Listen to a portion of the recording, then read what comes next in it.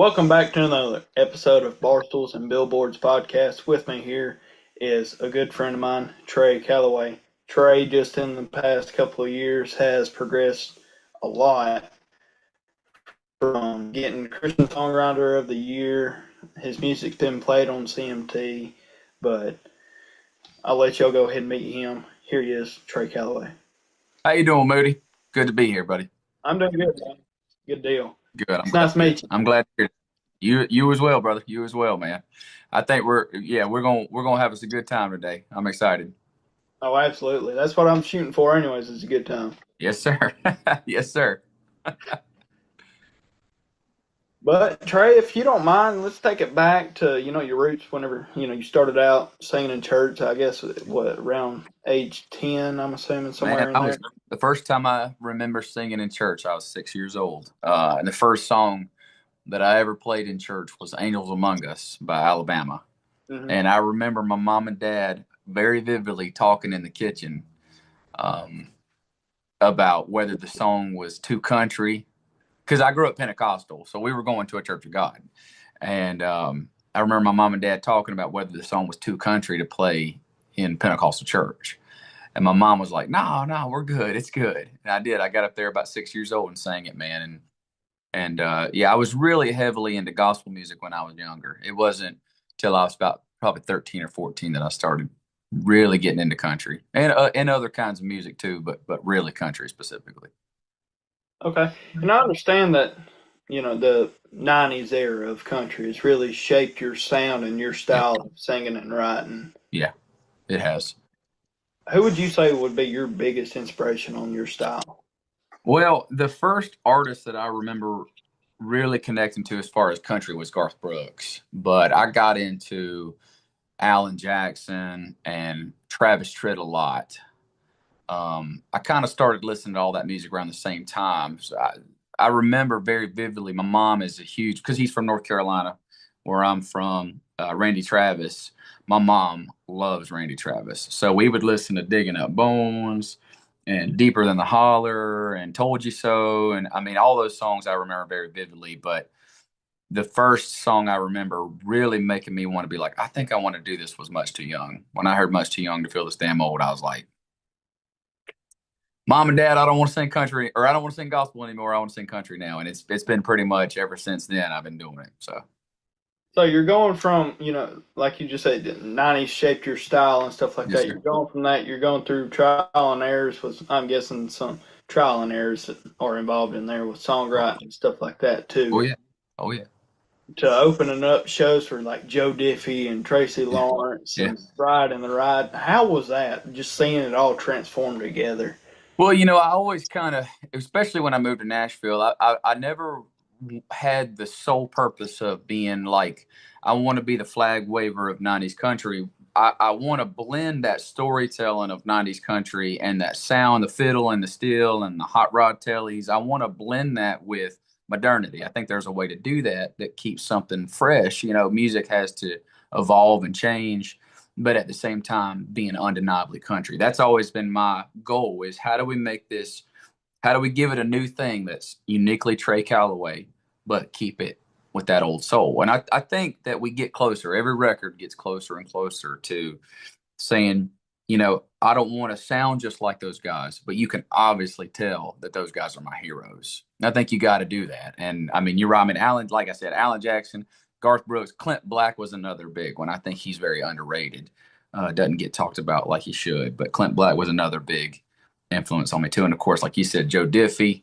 I mean, when I got to open up for Joe Diffie, it was this little club called Carolina Nightlife in Darlington, South Carolina. And we went down there, man, and Joe just, he was already a little older, but he went out there and he just killed it, man. He went out there and crushed it. His band was great. I mean, and what's crazy is, I wasn't nearly as established in Nashville as I am now, and I know a lot of the guys that were in his band at that time now, and it's so cool to get to be friends with all them guys. And yeah, it's been an interesting journey, man. The Tracy Lawrence thing was probably the biggest crowd for the opener. I mean, there was thousands and thousands of people out there for that one. It was some festival in Laura, South Carolina, if I'm not mistaken. and it was a good time, man. He got up there and he crushed it too. And that was like a big, huge stage. That was more like a festival type of setting. It wasn't a club. And he got out there, and I mean, it just every song after song after song, just classic. So, and now Sam Fields, who's Tracy's steel player, and I are good buddies. So it's pretty cool to see that happen, and he's floated around getting me out there with them for a couple shows, which would be cool. So. Now, how was it with McBride and the Ride? How was that one? So I mean Terry and I mean all of them guys are just Billy and Ray and Terry. They're all super kind.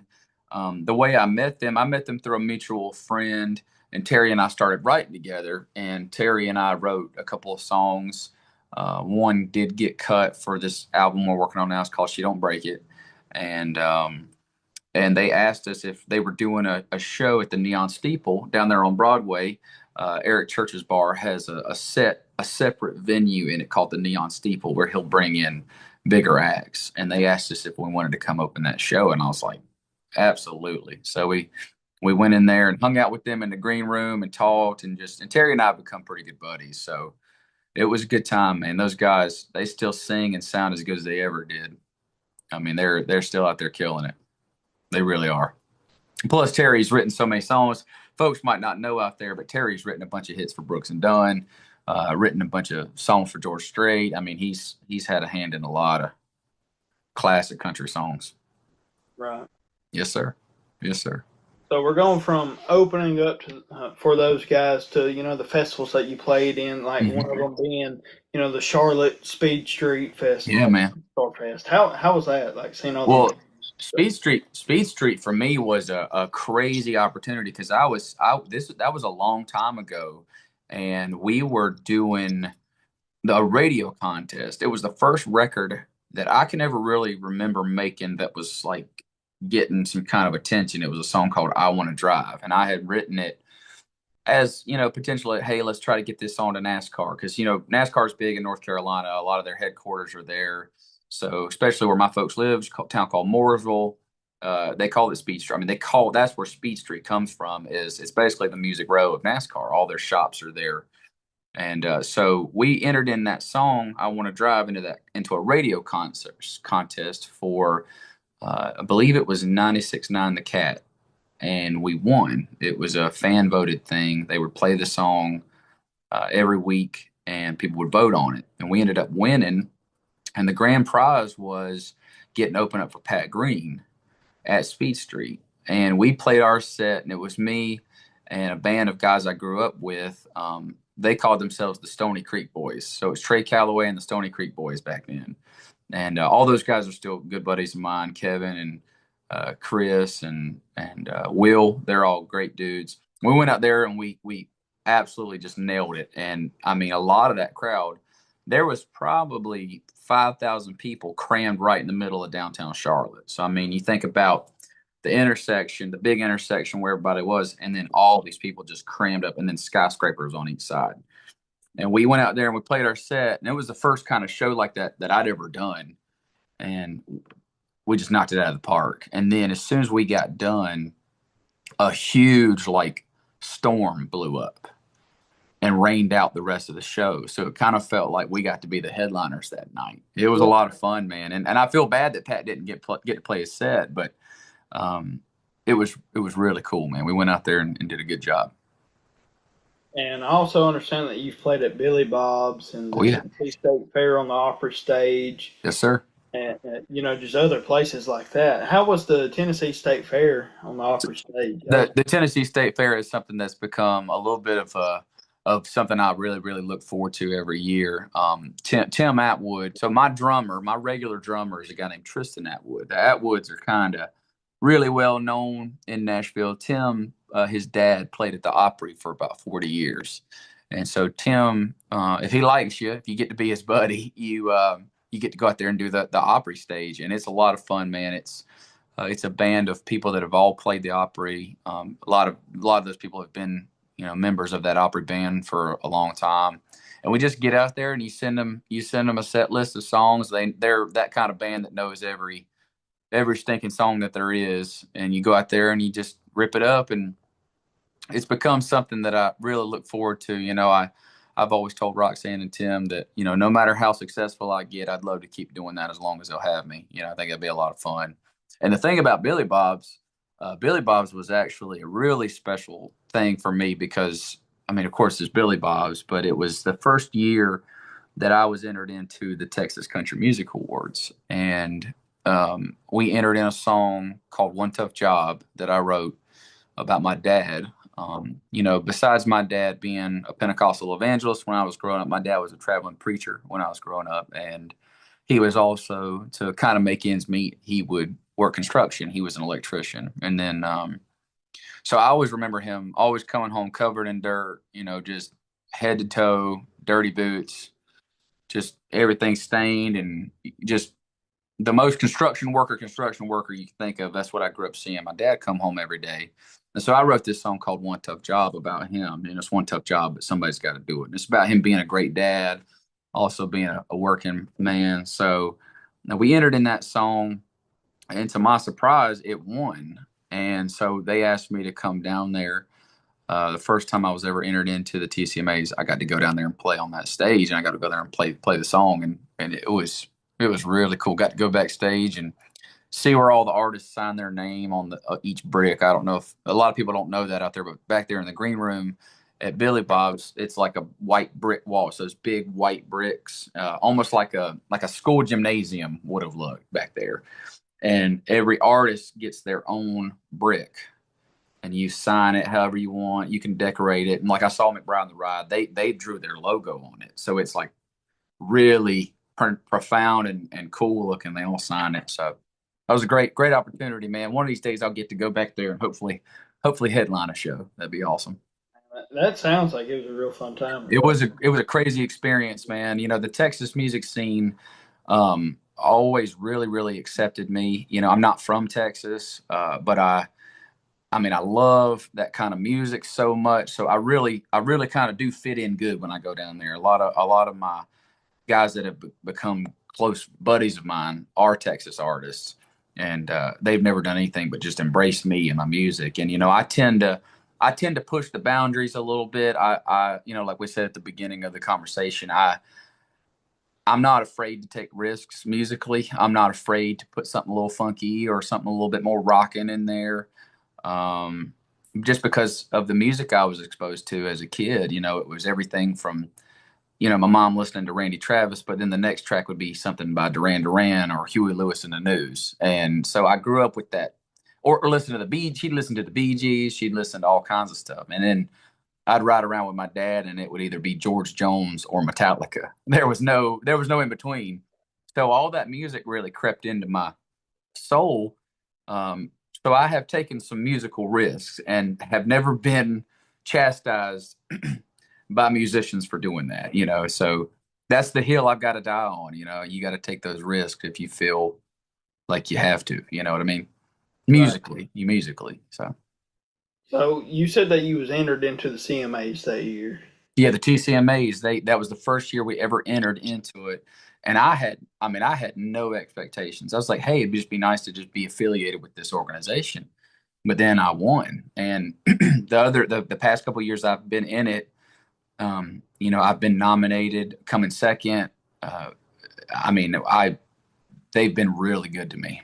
So it's been really cool. And if I don't win it, usually a buddy of mine named Aaron Loy, who I've written several songs with, wins it. So he's a great songwriter too, man. So I was that's actually how we became friends. Was we had two different songs entered in, and he won, and I became runner up. So I said, well, if you can't beat him, join him. So we became good buddies after that. So yeah, he's good people, and he's from Texas. So he flies up here to Nashville quite a bit to write and play shows.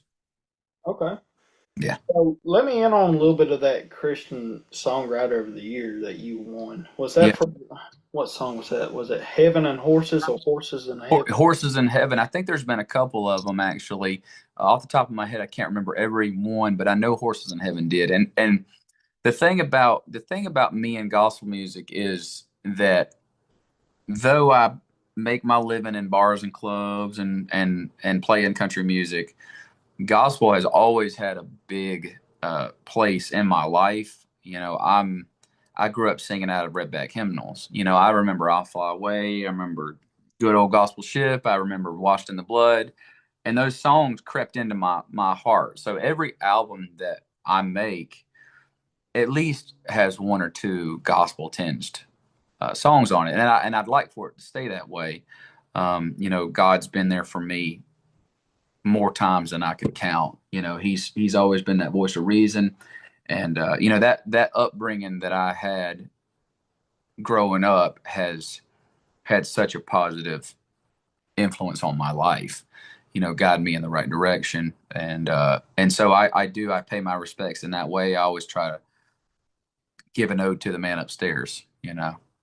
I do. I love gospel music. I always have, man. So yeah, it's cool. It's an honor. How it's funny. It's a funny world we live in, because the thing I started off doing when I was a kid is the thing that people have paid attention as an adult, as a serious musician. People pay attention to my gospel stuff too, which is really, really cool. Yeah. So, what was it like for you whenever you seen that your music was being featured on CMT? How did that feel for you? That was crazy, dude. That was for a music video that we made, a song that I wrote called "Miss Gone by Morning," and I had to really fight to get that on the Wanted Man album. It is like '90s country, barn burner, "Ain't Going Down, the Sun Comes Up," or "Could You, Would You, Ain't You Gonna, If I Asked You, Would You Be My Baby Tonight." It's that kind of song, and those kind of songs are my bread and butter. That "Four on the Floor," TROUBLE type of song is really my favorite kind of country. So I had to really fight, because I was the only one who really believed in the song, and I fought for it, and we put it on the album, and then we ended up making a music video for it, and CMT loved it, and they wanted to feature it. So the guy who directed that music video, Logan, great movie director in his own right. I mean, he started to do movies now. We always talk about he's gonna make a Western. He's gonna cast me in it. That's what he says anyway. I've spent a little time listening to your music and watching a few of your music videos, and Yeah. one of them that I actually enjoyed was "When You Walk In." Yeah, man. Yeah, I really. That was back before I even moved to Nashville. Those first couple of music videos that we made, like "Heal This Family," "When You Walk In," those were super. We had no budget to work with. I mean, we had nothing to work with. It was me and a couple people with a dream, and my buddy Tony directed those first two music videos. He did a great job on them, and they're honest. We were having fun, and you can tell it in those music videos. So that girl is my buddy Alyssa Caps. She's a big TikToker. She's got a big old social media following, and she's from Myrtle Beach, where I was living at the time. Though I'm not from Myrtle Beach, I kind of claim both of the Carolinas as home, because I lived down there in South Carolina for about 7 years. But she's from that Myrtle Beach area. Reached out to me. She had come see me at a festival called Vet Fest, and she made a post on her TikTok of her favorite bands from the day, and I was one of them. And she reached out to me, or I reached out to her, and we became really good friends. And so she started being in my music videos, and hopefully she'll be in another one. She took some time off. She had to take a break for a little while, but she's back at it, and we're gonna make another music video soon, probably. There you But go. yeah, I mean that was filmed at a little biker bar in Murrells Inlet, South Carolina. Anybody that knows about that area down there in Murrells Inlet is like where they have Bike Week, and it's all kinds of fun. I can't remember the name of the club. If you ask me, I can look it up. But just this little biker bar, no bigger than like a house or a trailer. I mean, it's a tiny little bar, and we set up a light rig in there, and got a bunch of extras, and like that guy dancing, that old biker that dances in there, that was totally off the cuff, man. He got up there and did that without us asking, because we had choreographed the scene where those girls were dancers from the Carolina Opry, and they've all become buddies of mine too, and they came out to do that video for free. I mean, just because they loved us, they did it for free, and they're doing their choreographed dance, and he just jumps up in there and starts, scooting or whatever. And it was so perfect that we had to put it in the video, man. I mean, that guy was hilarious. I'd never met that guy before in my life. He just happened to be one of the bikers that was hanging out in the bar. And he saw we were shooting a music video, and he's like, "Well, I want to be in the video." So we had him sign a release form and put him in the video. Man, it was great. Then you walk in, and the world stops turning. My heart stops burning again. It's irresistible when you whisper, "Baby, how you been?" And I'm caught up like a feather in the wind. Here I go again.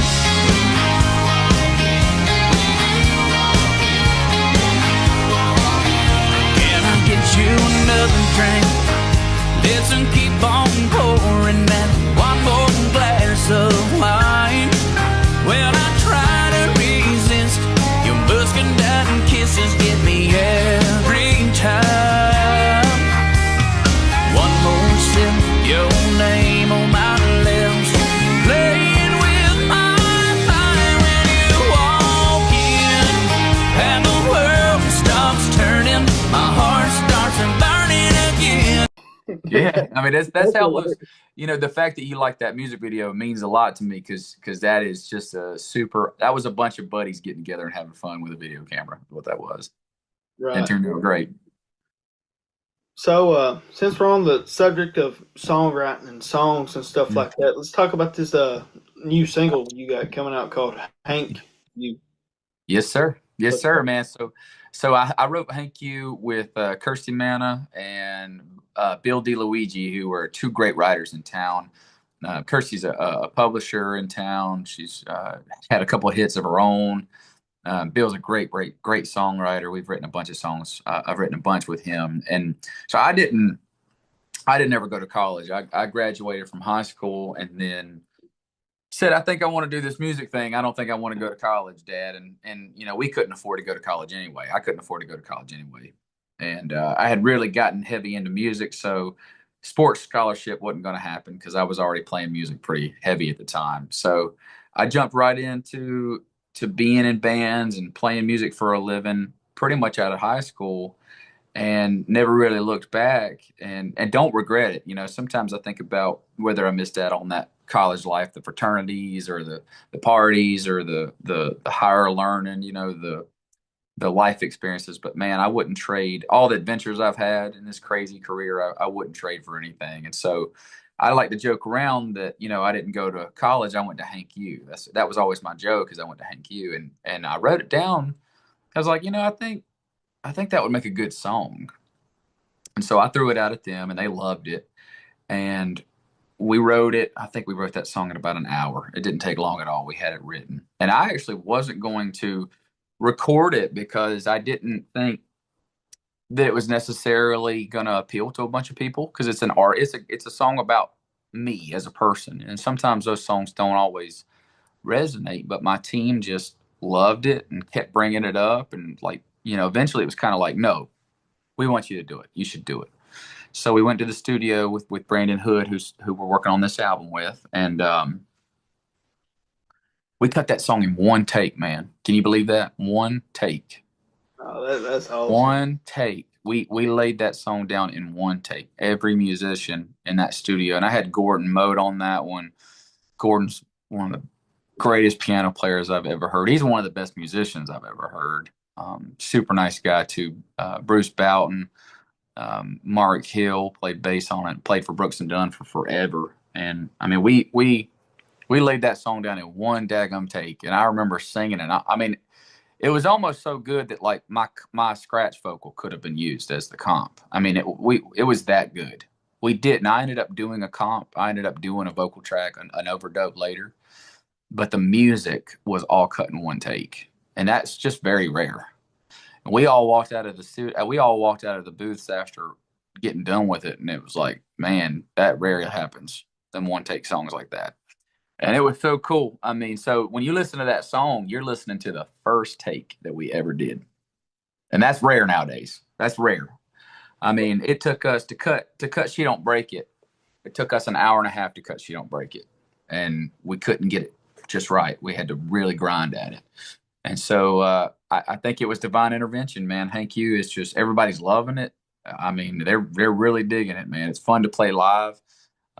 It's more and more starting to become where people are coming to my shows and requesting specific songs of mine that they really like. But Hank U, every single show we play now, somebody requests Hank U. And they'll go, play Hank U. They don't come up to me. They go, play Hank U. So it's a good feeling, man. It's a good feeling to watch this thing grow. You know, I always tell people I would love the virality. I would love a video of mine to go viral and do that. And I think that's coming. I do think that'll happen eventually, but I'm not stressed about it. You know, we're growing consistently and building this foundation of songs that I think when we do hit the ground running, we're going to be really ready. So I'm excited about it, Moody. Well, man, if you brought your singing voice with you to the interview. You know I did.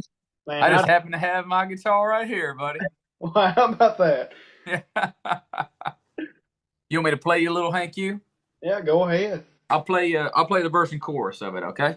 All right. All right, here we go. Well, my daddy taught me how to throw a knuckleball. My buddies taught me how to skip study hall. But ever since I saw the light, I just gotta preach. When it comes to country music, man, I cut my teeth at Hank U. Yeah, Hank U. Yes, son, I'm old school, nothing else will do.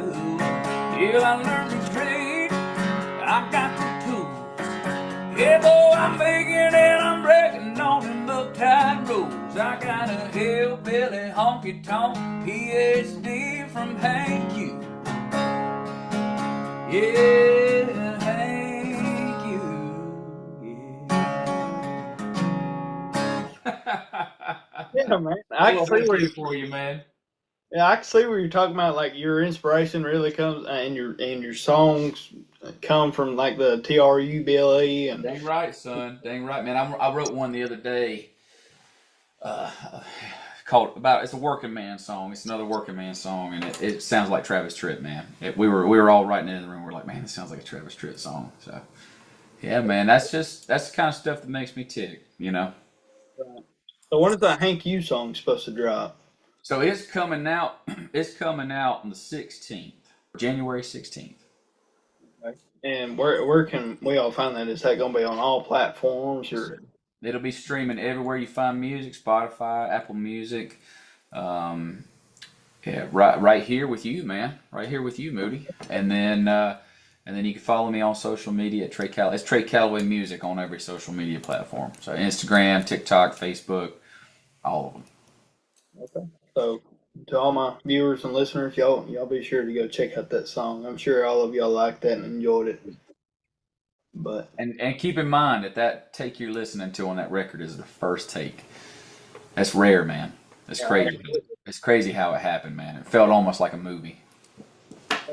Could you figure out how to like talk in like bold print like that? Yeah, I know. It's insane, man. It's insane. It's like, I don't know, man. There's something cool about that song, man. People are really responding well to it. So, yeah. I really like it. I'm definitely going to keep an eye out, and it will be added to a bunch of my playlists. Thank you, sir. I appreciate that, man. Absolutely, man. Yes, sir. And I'll be sure to keep an eye out for, future things coming up and stuff like that. We got a lot of cool songs coming out, man. This record, we're about halfway through the singles on this record, and we got Hank U, and then we got about 3 more to go on this album, and then and we're probably going to just drop all of them at once. I think we're going to drop all the rest of them at once. So it's going to be cool, man. Trey, I really appreciate my time with you today, and I'm sure everybody else does.